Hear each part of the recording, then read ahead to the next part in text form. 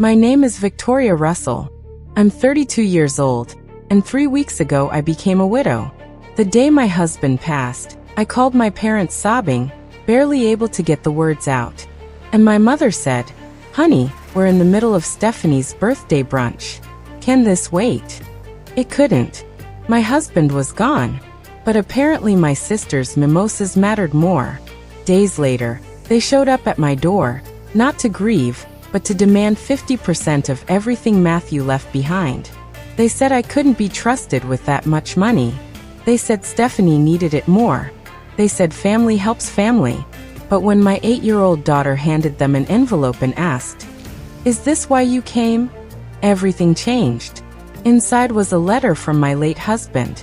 And when they read it, their hands started shaking. Before I tell you what was in that letter, please take a moment to like and subscribe, but only if you think people should stand up for themselves when family crosses the line.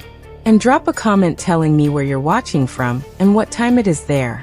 I love knowing this story is reaching people all over the world. Let me take you back to the day it all started. It was a Saturday evening, September 14th. I was folding laundry in the living room while Emma watched cartoons upstairs. Matthew had gone to pick up groceries, just a quick run to the store, 20 minutes round trip. He'd kissed me goodbye at the door. "Need anything else?" he'd asked. I'd laughed. "Just you back safe." Those were the last words I ever said to him. My phone rang at 6:32 p.m. unknown number. I almost didn't answer. "Mrs. Russell." A woman's voice, professional but soft. "This is Mercy General Hospital. I'm calling about your husband, Matthew Russell." The laundry basket slipped from my hands. There was an accident on Route 47. A drunk driver ran a red light. "I'm so sorry, Mrs. Russell, but your husband didn't survive." I don't remember what I said next. I think I screamed. I know I dropped the phone. Emma came running downstairs, her face pale with fear. Mommy, what's wrong?" I couldn't answer her. I could barely breathe. I picked up my phone with shaking hands and dialed my parents. They would know what to do. They would come. They had to come. Mom answered on the third ring. I could hear music in the background, laughter, the clink of glasses. "Victoria," she said, her voice bright. "Sweetheart, what is it?" "Mom." My voice cracked. "Matthew, he's..." "Honey, we're in the middle of Stephanie's birthday brunch. Can this wait?" I tried again. "Mom, Matthew's dead." There was a pause, 2 seconds of silence. "Oh honey, that's terrible," she said, her tone shifting only slightly. "But we're with guests right now. We'll call you tomorrow, okay?" I heard my father's voice in the background. "Is everything okay?" "It's Victoria," Mom replied. "Nothing urgent." The line went dead. I sat on the kitchen floor, phone still pressed to my ear, and felt something inside me break that had nothing to do with Matthew's death. The funeral was 4 days later, September 18th, a Tuesday. I stood at the front of the chapel, one hand gripping Emma's small fingers, the other resting on the polished wood of Matthew's casket. The room was full. His co-workers, college friends, neighbors we'd known for years, people who cared, people who showed up. But not my parents. Not my sister. Emma looked up at me with wide, confused eyes. "Mommy, where's Grandma and Grandpa?" I swallowed hard. "They're busy, sweetheart." "But Daddy died." "I know, baby." She didn't ask again. At 8 years old, she already understood more than she should have. Matthew's boss, Mr. Smith, came over during the reception. He shook my hand firmly, his eyes red-rimmed. "He talked about you and Emma every day," he said. "He was so proud of you both. And he set everything up to make sure you'd be okay." I nodded, not trusting my voice. "If you need anything," Mr. Smith continued, "anything at all, call me." That night, after everyone left and Emma finally fell asleep, I checked my phone. 5 missed calls. All from friends offering help. None from my family. But there was one text message from Stephanie sent at 11:47 p.m. "Hey sis, heard about Matthew? That's rough. Call me when you're free." I stared at the message. Rough. Like Matthew dying was a bad day at work. Like losing the love of my life was just an inconvenience. I didn't respond. Instead, I opened Instagram. Stephanie's stories were still up from the weekend. Photos of her birthday celebration. A brunch at a fancy restaurant, champagne flutes raised. Her caption read, "Blessed with family." I closed the app and cried myself to sleep on Matthew's side of the bed. The next morning, I forced myself to sit at the kitchen table with Matthew's laptop and face reality. Bills, bank accounts, insurance papers. Matthew had always handled the finances, not because I couldn't, but because he enjoyed it. Now I had to figure everything out alone. The numbers swam in front of my eyes. The house was paid off.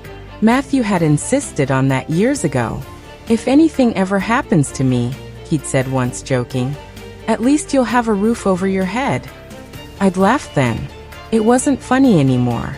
There was $180,000 in savings, a life insurance policy for $500,000, investment accounts I didn't fully understand, a college fund for Emma that Matthew had been contributing to since she was born. I'd never managed this much money before. For 7 years, I'd been a stay-at-home mom. It was a choice we'd made together.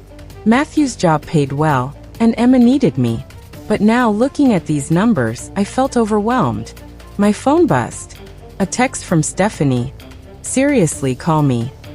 I set the phone down. Another notification. An email from someone named Harrison, a law firm in downtown. The subject line read, "Estate of Matthew David Russell." I opened it with trembling hands. "Dear Mrs. Russell, I am the executor of your husband's will. Matthew retained our services 6 months ago to ensure his estate was properly managed. Please schedule an appointment at your earliest convenience to discuss the terms of his estate. Sincerely, Gerald Harrison, SQ." 6 months ago. Matthew had planned this 6 months ago and never mentioned it. I stared at the email for a long time. What else had he prepared? What else had he known? 3 days after the funeral, the doorbell rang at 10 o'clock in the morning.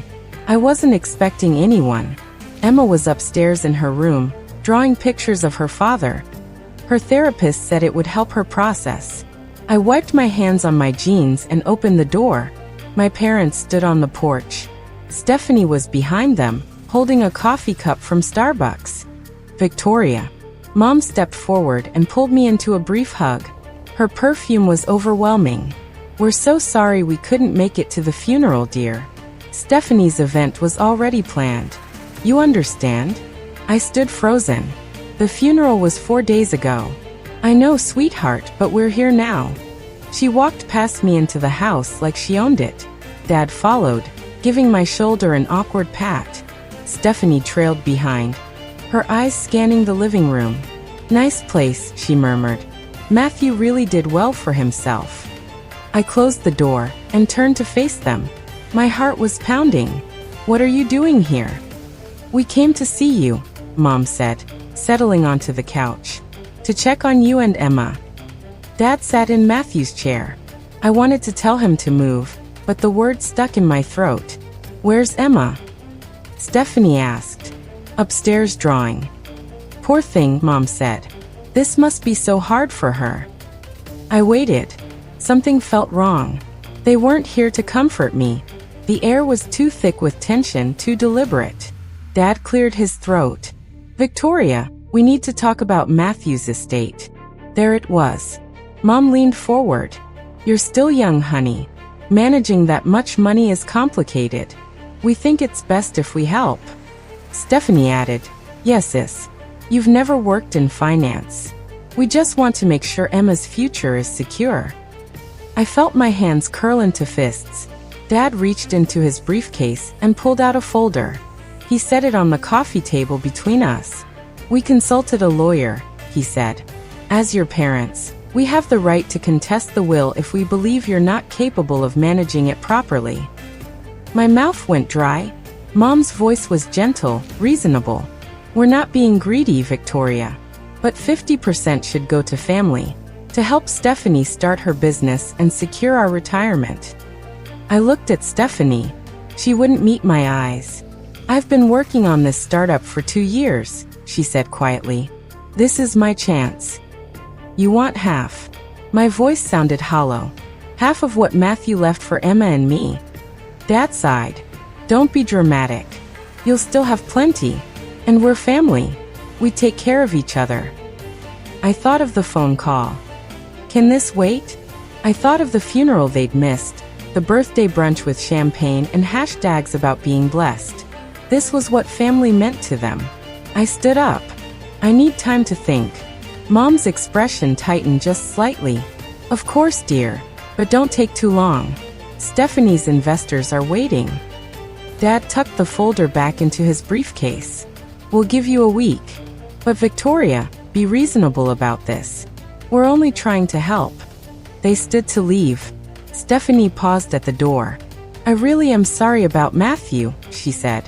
The words sounded rehearsed. I didn't respond. After they left, I locked the door and leaned against it. Upstairs, Emma's footsteps creaked across the floor. I heard her little voice talking to herself, probably narrating her drawing.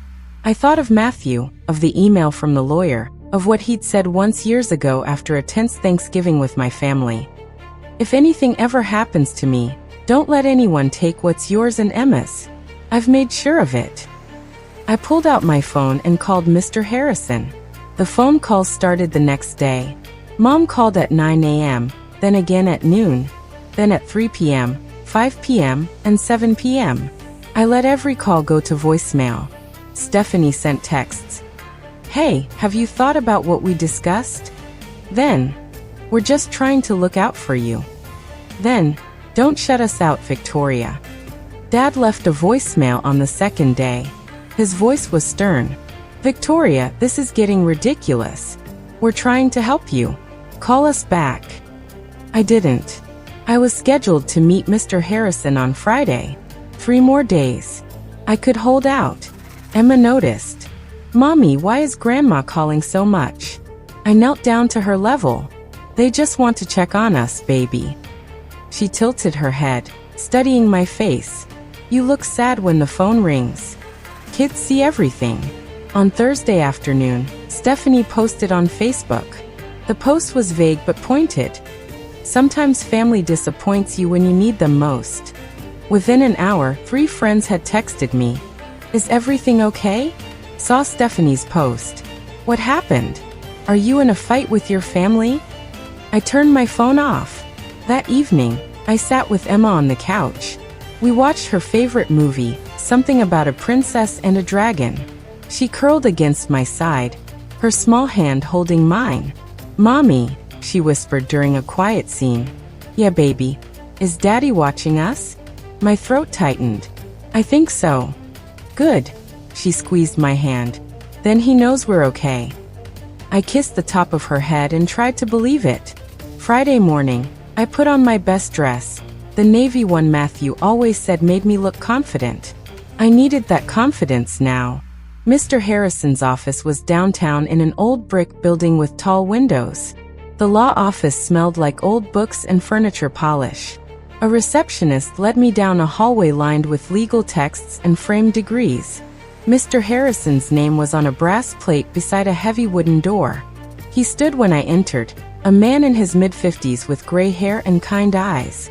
Mrs. Russell, I'm so sorry for your loss. Matthew was a good man. Thank you.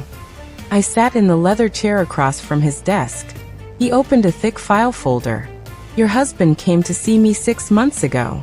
He was very specific about what he wanted. He never told me. Mr. Harrison smiled gently. He didn't want to worry you, but he wanted to make sure you and Emma would be protected no matter what. Protected from what? He pulled out a document and slid it across the desk.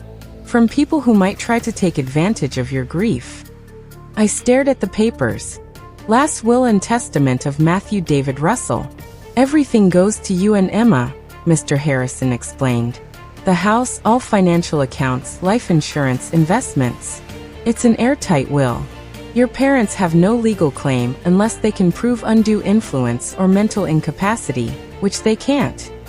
Relief flooded through me. So they can't take anything. They can try to contest it, he said carefully. But it will cost them legal fees and they'll fail. Matthew made sure of that. He paused, then reached into the folder again. There's one more thing. Matthew left you a letter. He asked me to give it to you when this moment came. He handed me an envelope.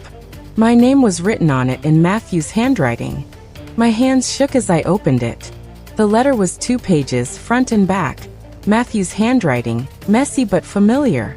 I'd seen it on grocery lists, birthday cards, sticky notes left on the bathroom mirror. My dearest Victoria, if you're reading this, it means I'm gone and someone is trying to take what belongs to you and Emma. I'm going to guess it's your parents. Probably with Stephanie's support. I know your parents. I've watched how they treat you versus Stephanie for 7 years. I've sat through Christmases where they gave her expensive gifts and gave you gift cards. I've listened to them praise her accomplishments while dismissing yours.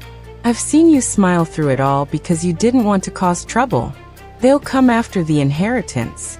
Not because they need it, but because they think you're weak and won't fight back.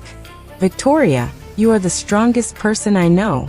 You just never had a reason to show it. You've raised our daughter with love and patience. You've made our house a home. You've supported my career and never once complained about the long hours or the stress. You are not weak. You are not incapable. And you deserve every penny I worked for, because you worked just as hard making our family a family. I've set up everything so that you and Emma will be safe. Trust Mr. Harrison. Trust the process. And trust yourself.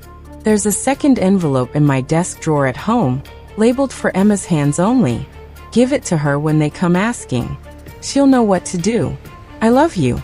I'm sorry I had to leave, but I promise I'm still protecting you. Forever yours, Matthew. I folded the letter carefully and looked up at Mr. Harrison through tears. He knew, I whispered. He knew exactly what they'd do. Yes, Mr. Harrison said gently. He did. I drove home in a daze. Matthew's letter was in my purse, pressed against my heart like a talisman. Emma was with a neighbor. Mrs. Chun had offered to watch her during my appointment. The house was empty when I walked in, silent. I went straight to Matthew's office. We'd never changed it after he died. His coffee mug still sat on the desk, half full and forgotten. His jacket hung on the back of his chair. Photos of Emma lined the bookshelf. First day of kindergarten, gap-toothed smile, princess costume from last Halloween. I opened the bottom drawer of his desk. The envelope was right where Matthew said it would be. White, business-sized, with Emma's name written in careful block letters. For Emma's hands only, when they ask. I held it up to the light. I couldn't see through the paper. Every instinct screamed at me to open it, to know what Matthew had planned. But the instructions were clear. Emma's hands, not mine. I heard the front door open. Mommy, Emma's voice called out. Mrs. Chun brought me home. I stood quickly, slipping the envelope into my pocket. Emma appeared in the doorway. She looked at me standing in her father's office, and her expression softened. Do you miss Daddy? Every second, I said honestly. She walked over and hugged my waist. Me too. I held her tight. Emma, I need to ask you something. She looked up. Okay. If Grandma and Grandpa come back and they ask about money, I need you to give them something. Can you do that for me? She nodded seriously. What is it?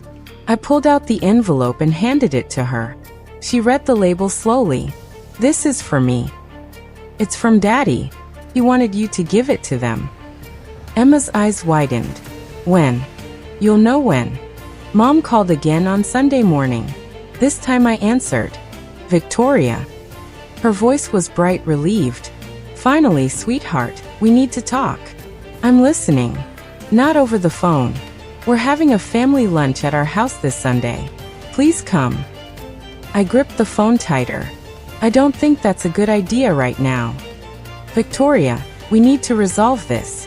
Uncle Tom and Aunt Sarah will be there too. We're all worried about you. Uncle Tom and Aunt Sarah. She was building an audience. This wasn't just a family lunch. It was a trap. They wanted to pressure me in front of everyone. I'll think about it. Sweetheart. Mom's voice hardened just slightly. This isn't optional. Family needs to be together, especially after a loss like this. 1 o'clock. Don't be late. She hung up before I could respond. I stood in the kitchen staring at my phone. I could refuse to go. I could ignore them all. But something Matthew wrote kept echoing in my mind. You are the strongest person I know. You just never had a reason to show it. Maybe it was time to show it. I called out to Emma. She came downstairs, still in her pajamas. What's up, Mommy? We're going to Grandma and Grandpa's house for lunch next Sunday. Her face lit up, then fell. Will they be nice to us? The question broke my heart. 8 years old, and already learning that family could hurt you. I don't know, baby, but we'll be okay. I promise. That evening, I helped Emma pick out a dress for Sunday. She chose her favorite, the blue one with white flowers that Matthew had bought her for her birthday. Should I bring the envelope Daddy left? She asked. I looked at her, surprised by how perceptive she was. Not yet, baby, but bring your little purse. We'll keep it safe there. Sunday arrived too quickly. I pulled into my parents' driveway at 12:55 p.m. 8 cars were already parked along the street. My stomach twisted. Emma held my hand as we walked to the door. She tucked the envelope carefully into her small purse. I could see the corner peeking out. Stephanie opened the door. Victoria, Emma. She smiled, but it didn't reach her eyes. Come in. The dining room was full. Uncle Tom and Aunt Sarah sat at the far end. Cousin David was there with his wife. Cousin Jessica waved at Emma. My parents stood near the kitchen talking in low voices. Everyone stopped when we entered. Victoria. Mom hurried over, pulling me into a hug that felt performative. I'm so glad you came. Dad gestured to 2 empty chairs. Sit down. Let's eat first, then we'll talk. The meal was silent in all the wrong ways. People made polite conversation. Weather, sports, Jessica's new job, but kept glancing at me like I was a problem to be solved.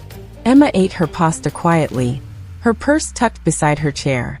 After dessert, Uncle Tom cleared his throat. Victoria, we heard about the inheritance. That's quite a sum. The room fell silent. Aunt Sarah added carefully, we're all family here.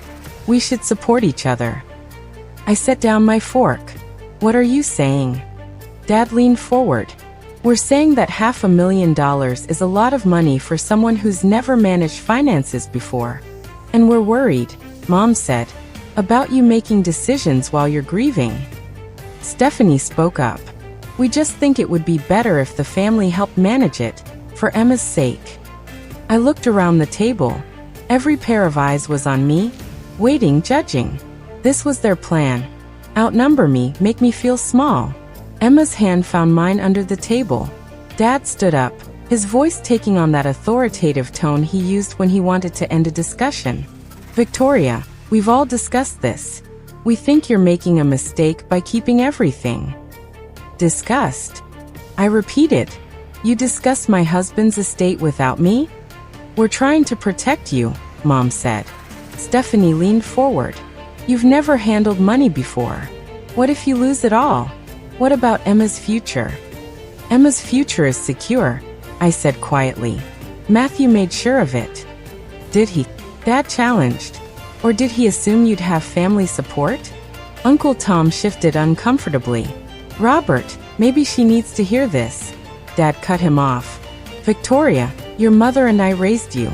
We sacrificed for you. Don't we deserve something for all those years? The room felt too small, too hot. Cousin David added, my parents helped raise you too. They were always there for family events. I felt my face flush. And where were you all at Matthew's funeral? Silence. Where were you? I continued, my voice shaking, when I called to say my husband was dead. Mom's face went pale. Victoria, we explained.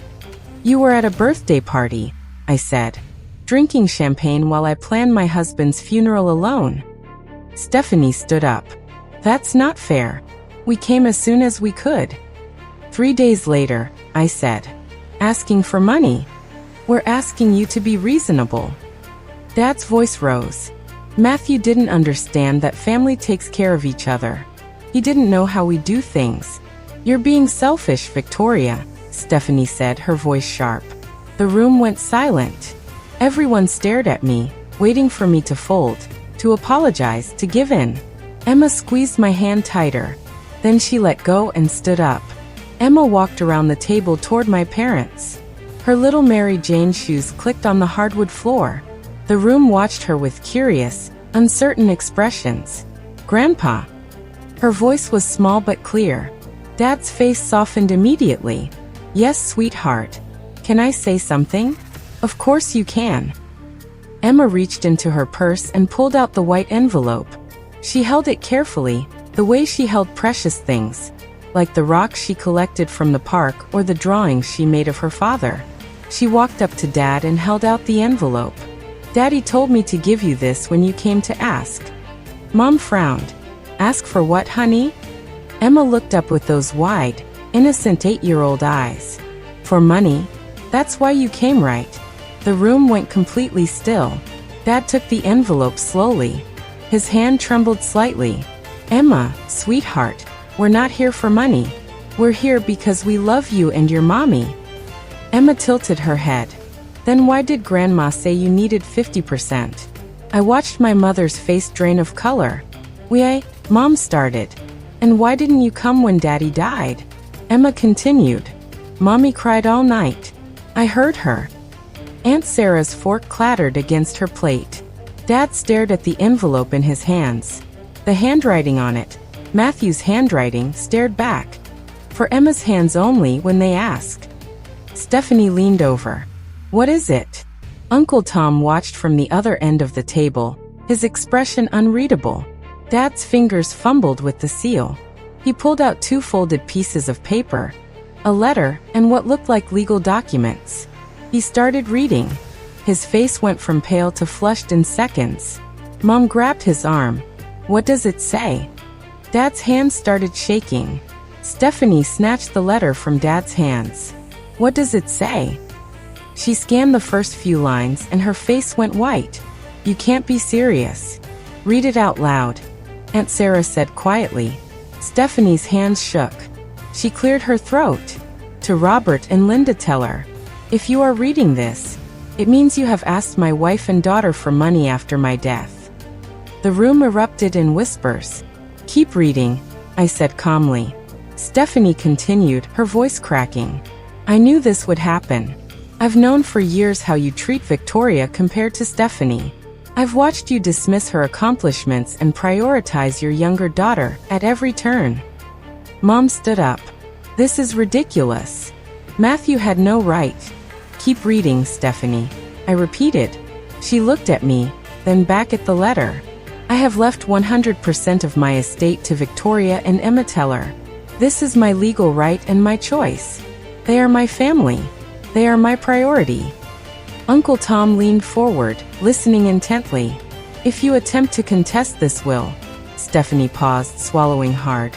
If you attempt to contest this will, my attorney Gerald Harrison has been instructed to release documentation of your refusal to attend my funeral. Cousin David's eyes widened. You didn't go to the funeral? Stephanie kept reading, her voice barely above a whisper.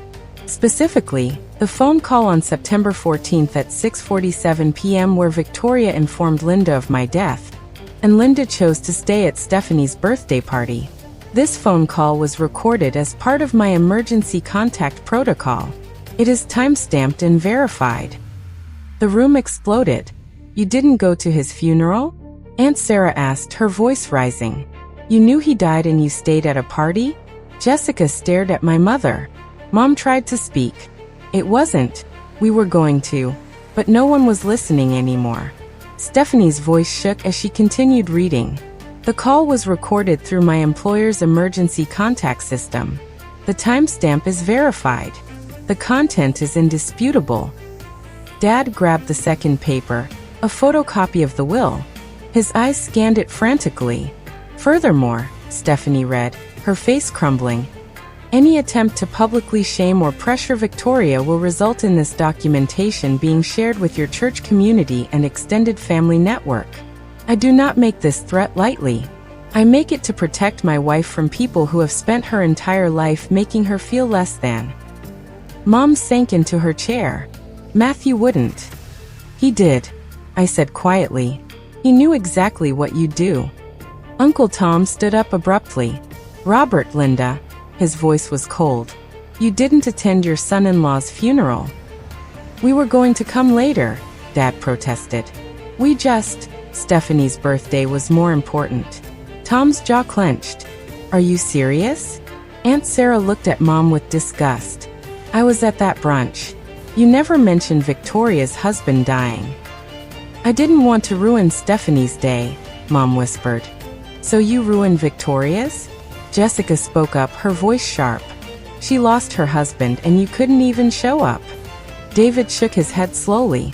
And now you're here demanding money. Stephanie set the letter down on the table. Her hands were still trembling. The will is legal, she said hollowly. Signed, notarized, witnessed. He left everything to Victoria and Emma. There's nothing we can do. Dad stared at the papers. This can't be enforceable. The recording is perfectly legal in this state, I said. I'd looked it up. Single-party consent. Matthew was on the call. He had every right to record it. The silence that followed was deafening. I stood up slowly. Emma immediately came to my side, slipping her hand into mine. Matthew knew this would happen, I said, my voice steady. Because it's happened my whole life. Stephanie always got the attention, the support, the benefit of the doubt. Victoria, Mom started. I was the responsible one, the one who didn't need help, the one who'd figure it out. I looked at each of them. But responsible really meant invisible. It meant you could ignore me when it mattered most. Dad tried to interrupt. Victoria, this is family business. No, Dad. This is my business. Matthew's will is legal. Mr. Harrison confirmed it. Everything goes to Emma and me. And there's nothing you can contest. We raised you, Mom said, tears streaming down her face. Doesn't that count for something? It does, I said honestly. And I'm grateful. But that doesn't give you the right to half of what my husband left for his daughter. Stephanie stood up. Victoria, I didn't know they were going to. Yes, you did, I said quietly. You texted me about Matthew dying. You called it rough. Like losing my husband was a bad day at work. She flinched. I picked up my purse. Emma and I are leaving now. If you want to contest the will, talk to your lawyer. But Mr. Harrison has the recording, the documentation, and a very clear set of instructions. Uncle Tom cleared his throat. Victoria, I think you're doing the right thing. Aunt Sarah nodded. If I'd known, I would have been at that funeral. Jessica stood. Me too. I'm sorry, Victoria. I looked at my parents one last time. You made your choice on September 14th. Now I'm making mine. Emma and I walked to the door. Behind us, voices erupted into argument. How could you not tell us? That was Tom. Robert, this is shameful. Sarah's voice, sharp with anger. Mom, Dad, you need to fix this. David's voice. I didn't stop. I didn't turn around. I just kept walking. Dad's voice rose above the others. You're going to regret this, Victoria. I paused at the doorway, turned back just enough so he could see my face. The only thing I regret is not setting boundaries sooner. Emma tugged my hand. Let's go, Mommy. We walked to the car in silence. Behind us, I could hear the front door slam, more shouting from inside the house. Emma climbed into her booster seat. I buckled her in, my hands surprisingly steady. Mommy, she said as I started the engine. Are you okay? I looked at her in the rearview mirror. My beautiful, perceptive daughter. Matthew's eyes looking back at me. I'm more than okay, baby. I'm free. The drive home took 15 minutes. Emma hummed quietly in the back seat, already moving past what had happened. Kids are resilient like that. My phone buzzed as we pulled into the driveway. Texts were flooding in. Jessica, I'm so sorry. I had no idea they did that. Tom, your parents owe you an apology. That was inexcusable. Sarah, if you need anything, call us. And one from Stephanie. Can we talk, please? I silenced my phone. Inside, Emma went straight to the kitchen and poured herself a glass of milk. What's for dinner? How about pizza? I suggested. Her face lit up. With extra cheese. With extra cheese. While Emma watched cartoons, I sat at the kitchen table and finally let myself breathe. Really breathe. For the first time in 3 weeks, I felt like I could. Matthew had protected us. Even in death, he'd protected us. The first thing I did Monday morning was block my parents' numbers. Then Stephanie's. It felt like cutting off a limb. Painful, but necessary. I kept Tom and Sarah's numbers. They'd proven themselves. Jessica too. By Tuesday, I had an email from Tom. Victoria, Sarah and I support your decision completely. If you need anything, childcare, a meal, someone to talk to, we're here. I replied with 2 words. Thank you. Wednesday, I updated my Facebook settings, made my profile private, limited who could see my posts. I wasn't hiding. I was protecting my peace. Thursday, I posted something simple, visible only to close friends. Sometimes protecting your peace means disappointing people who never protected yours. 47 likes. Dozens of supportive comments. You're so strong, Victoria. Good for you for setting boundaries. Your daughter is lucky to have you. Stephanie tried to reach me through Instagram. Her message sat in my request folder. Can we talk?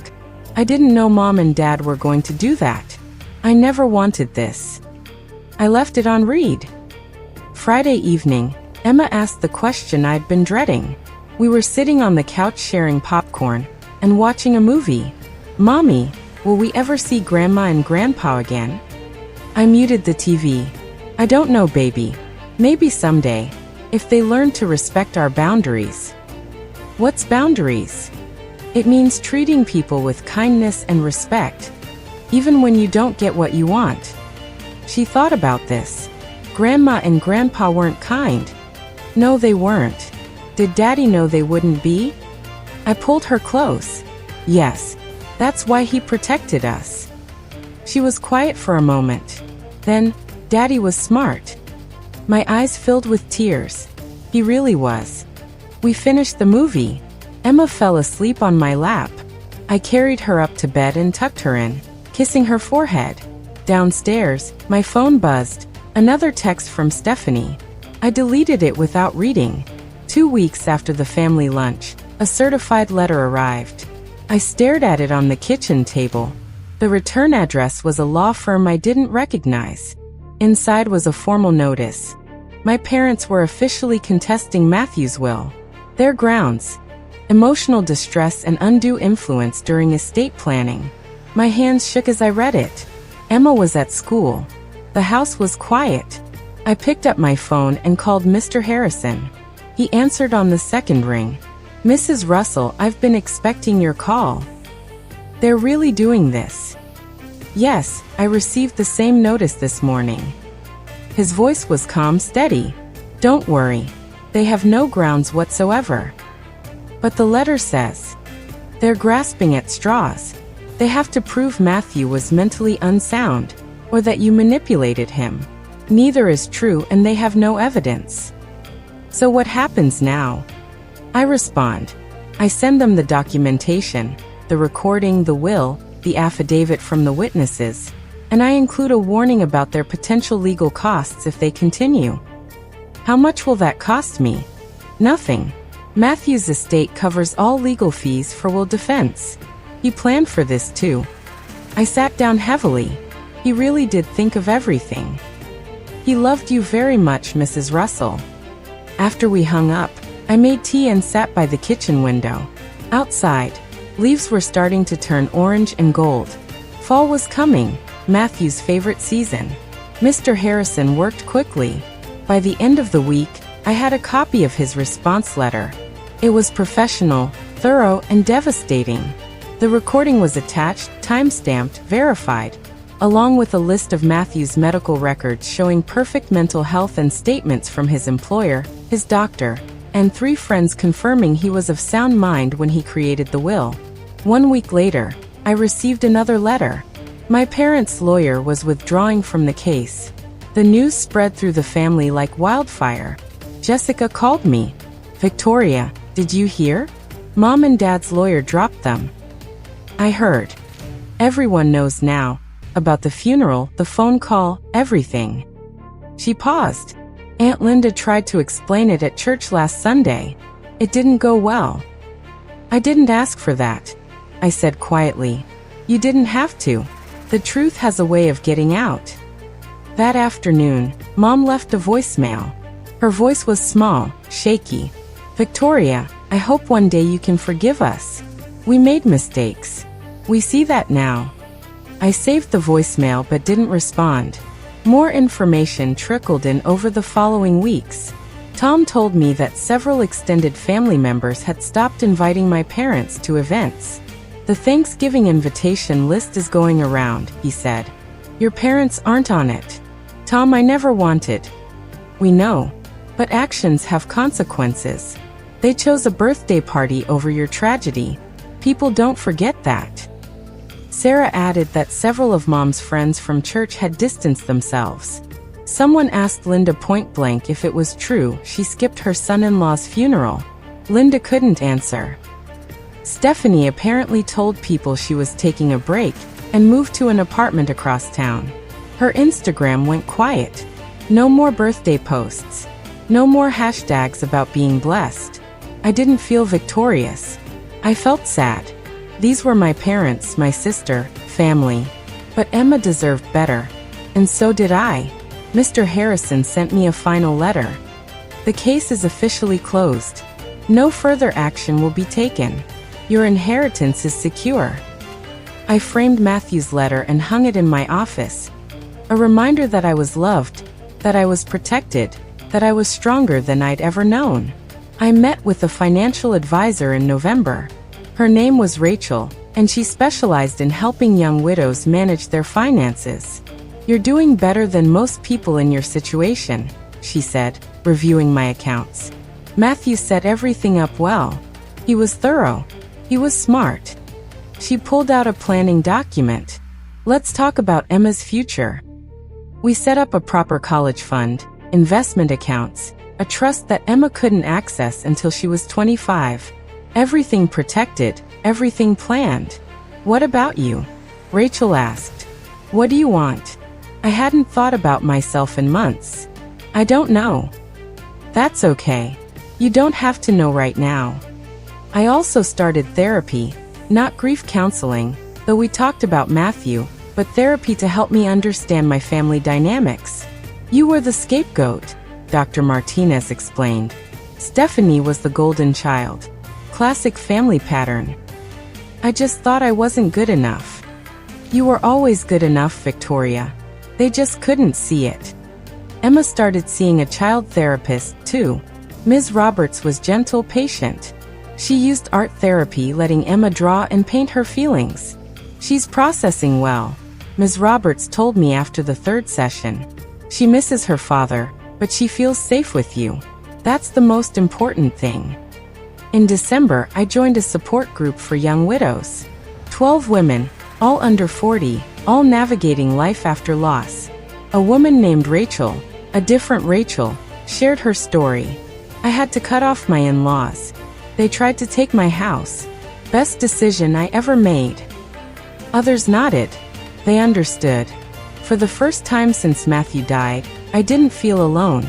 That evening, Emma started piano lessons, something Matthew had always wanted for her. I sat in the waiting room listening to her fumble through scales and cried. Not from sadness, from healing. 6 months passed. It was March now. The anniversary of Matthew's death was approaching. April 14th, a day I'd been dreading. But life had found a new rhythm. Emma was thriving in school. Her teacher said she was doing remarkably well, considering everything. I'd started volunteering at the local library twice a week. It wasn't much, but it gave me purpose, made me feel useful. Emma's 9th birthday was coming up. I planned a party at our house. Just her school friends, Tom and Sarah, Jessica. Can we have a princess cake? Emma asked. We can have whatever you want. She hugged me tight. I wish Daddy could be here. Me too, baby. But he'd be so proud of you. The party was lovely. 10 little girls running around the backyard playing games, eating too much sugar. Emma blew out her candles and made a wish. She wouldn't tell me what it was. After everyone left, Tom pulled me aside. You're doing great, Victoria. Really great. Some days are harder than others. That's normal. He squeezed my shoulder. But you're handling it. Emma's happy. That's what matters. Sarah added. Have you heard from your parents? I shook my head. No. And that's okay. They'd tried reaching out a few times, emails mostly, which I left unanswered. I wasn't ready.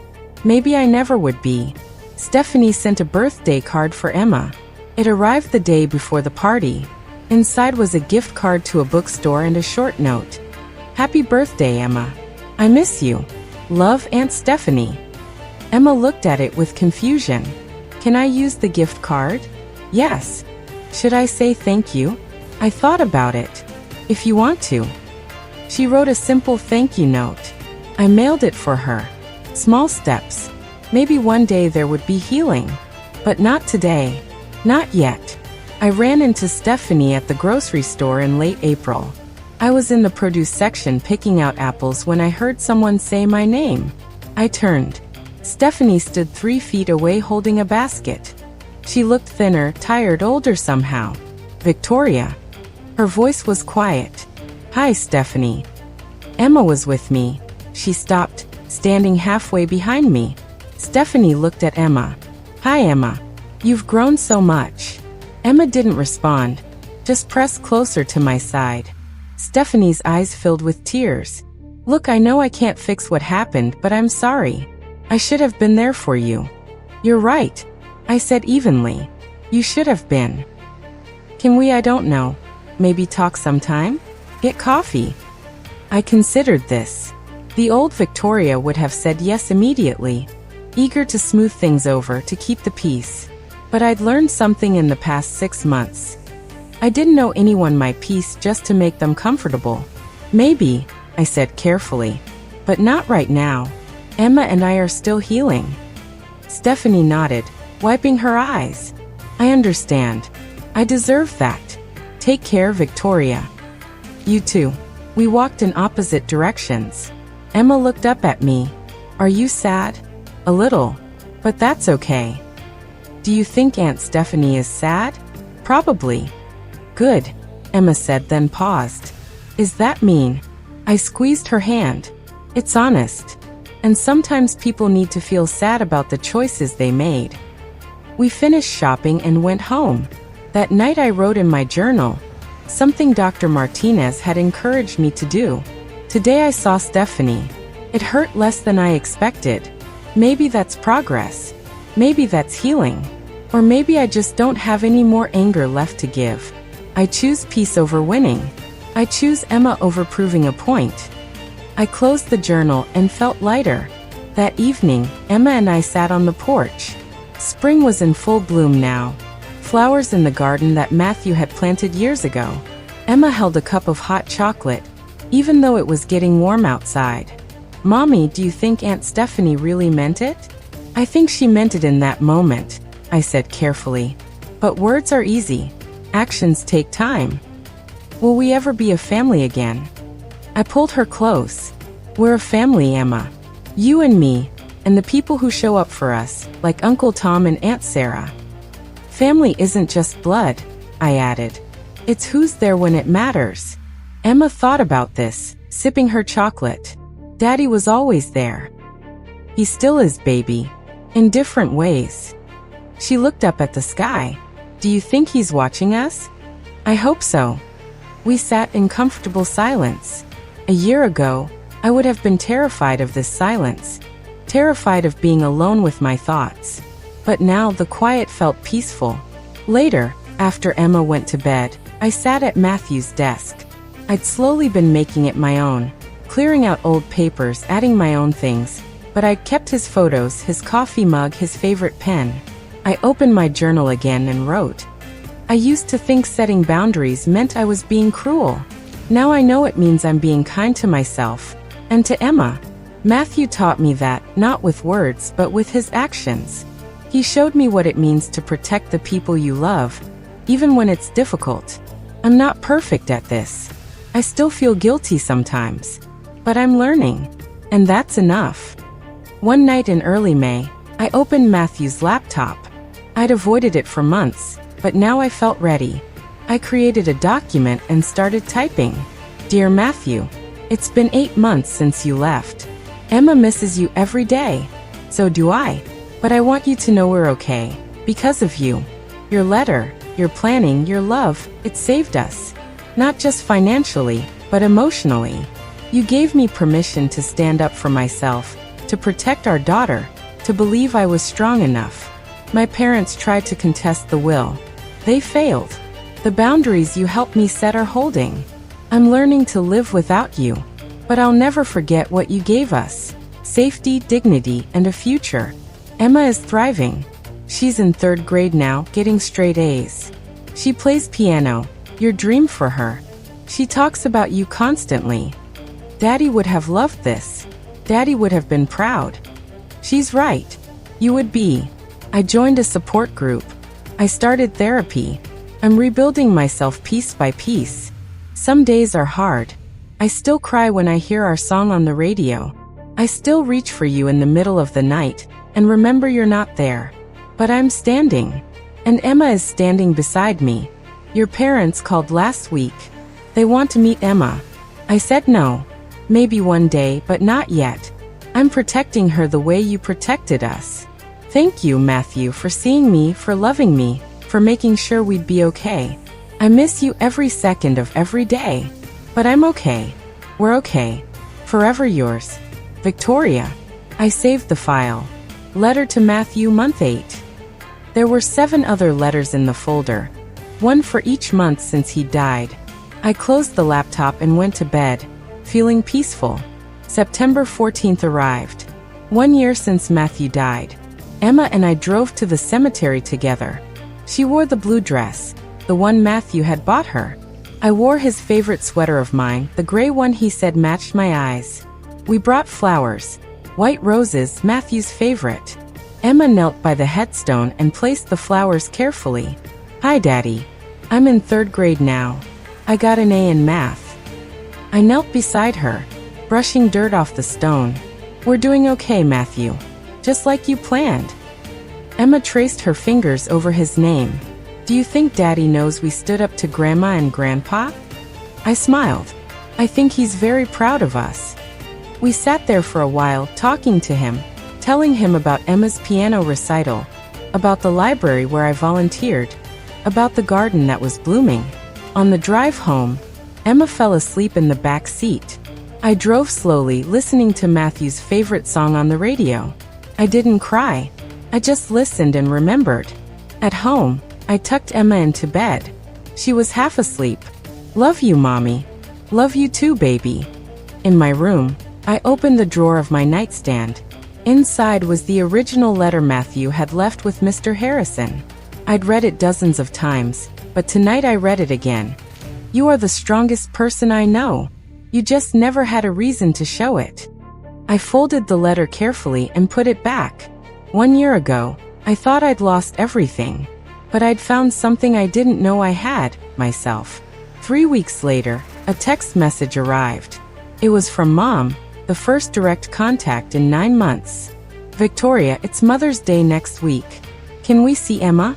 I stared at the message for a long time. Emma was at a friend's house. The house was quiet. I sat on the couch and thought about what I wanted. Not what they wanted. Not what would keep the peace. What I wanted. The answer came quickly. I typed. Not yet. When I'm ready, I'll let you know. I hit send before I could second-guess myself. 3 dots appeared immediately. She was typing. Then they disappeared. No response came. That Sunday was Mother's Day. Emma made me breakfast, slightly burnt toast and scrambled eggs. It was perfect. Happy Mother's Day, Mommy. Thank you, baby. She handed me a card she'd made at school. The front had a drawing of the two of us holding hands. Inside, "You are the best, Mommy. Love, Emma." I hugged her tight and tried not to cry. That afternoon, Tom and Sarah invited us over. Jessica was there too. They'd prepared lunch and bought me flowers. "You're doing great, Victoria," Sarah said. "Being a mother is hard. Being a single mother is harder. You're handling it with grace." I looked at Emma playing with Jessica's dog in the backyard and felt something I hadn't felt in a long time. Pride. Not pride in what I'd survived. Pride in who I'd become. That night, I got another text, this time from Stephanie. "Happy Mother's Day. You're an amazing mom. Emma is lucky to have you." I read it twice then typed, "Thank you. Nothing more, nothing less. Small steps. Maybe one day there would be more. But today this was enough." In June, something shifted in therapy. Dr. Martinez asked me a question I'd never considered. "What do you want your relationship with your family to look like in 5 years?" I opened my mouth to answer, then stopped. "I don't know," I admitted. "That's okay. You don't have to know right now." She leaned forward. "But think about it. Do you want reconciliation? Do you want distance? Do you want something in between?" Over the next week, I thought about it constantly. I imagined Emma at 13, at 18, at 21. Did I want her to have a relationship with her grandparents? With her aunt? Yes, but only if they changed. Only if they'd earned it. I couldn't control whether they changed. But I could control my boundaries. At my next session, I told Dr. Martinez, "I want the option of reconciliation, but I don't want to force it or rush it. I want them to prove they've changed before they're part of Emma's life again." "That's fair," she said. "That's healthy." "Is it?" I asked. "Sometimes I feel like I'm being cruel." Protecting yourself isn't cruel, Victoria. It's necessary. That night, I wrote a letter, not to Matthew this time, to myself. "Dear Victoria, you are not responsible for your parents' choices. You are not responsible for their hurt feelings. You are not responsible for keeping everyone happy. You are only responsible for protecting yourself and Emma. It's okay to say no. It's okay to wait. It's okay to take your time. You are enough. You have always been enough. Love yourself." I folded the letter and put it in my journal. Some days I needed the reminder, but more and more I was starting to believe it. Today is October 6th, 13 months since Matthew died. I'm sitting on the porch watching Emma play in the yard. She's running through the sprinkler laughing. The sound fills me with joy. My phone buzzes. Another text from Mom. "Victoria, please. We miss Emma." I look at the message for a moment, then type, "I'm not ready. Please respect that." This time she responds, "We understand. We'll wait." It's not an apology, but it's a start. Emma runs over, dripping wet. "Mommy, can we make cookies?" "Of course, baby. Let's go." She grabs my hand and pulls me toward the house. I look back at the yard, at the garden Matthew planted, at the swing set he built, at the life we made together. He's not here, but his love still is. Inside we mix cookie dough. Emma gets flour everywhere. I don't care. These are the moments that matter. While the cookies bake, I think about the journey I've been on. From widow to warrior. From doormat to someone who knows her worth. It wasn't easy. There were days I wanted to give up. Days I wanted to give in. Days I wanted to just say yes to make everything stop hurting. But I didn't. For Emma, for Matthew, for myself. Emma pulls cookies from the oven. Perfect. Just like you, I say. That night after Emma goes to bed, I stand in the doorway of Matthew's office. My office now. I've made it my own while keeping pieces of him. And I realize I'm not just surviving anymore. I'm living. If you're in a situation where family expects you to give up what's yours, remember this. Protecting yourself isn't selfish. It's necessary. Set your boundaries. Honor your worth. And don't let anyone tell you that love means accepting disrespect. That's my story. If you've ever had to choose between family harmony and your own peace, drop a comment and tell me what you decided. I'd love to hear from you. And if you think someone needs to hear this today, please share this video. Thank you for listening. I'll see you in the next one. Thank you for following Victoria's journey. If this story touched your heart, please like and subscribe to support this channel. And don't forget to check the description below. I have links to more stories about setting boundaries, finding strength, and protecting your peace. Remember, you deserve respect, even from family. See you in the next video.